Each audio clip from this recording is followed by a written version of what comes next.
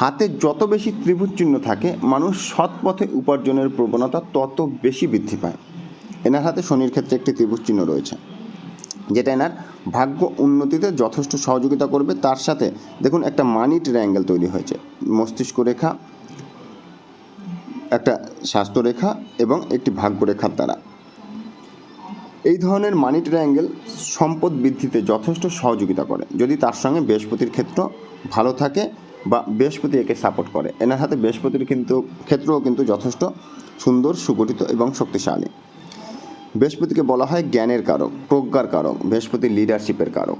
অর্থাৎ বৃহস্পতি শক্তিশালী হলে তাদের মধ্যে জ্ঞান অর্জন করবার আকাঙ্ক্ষা, উচ্চ আকাঙ্ক্ষা অনেক বেশি বৃদ্ধি পায় এবং তারা জীবনে যথেষ্ট ধন সম্পদ অর্জন করতে পারে।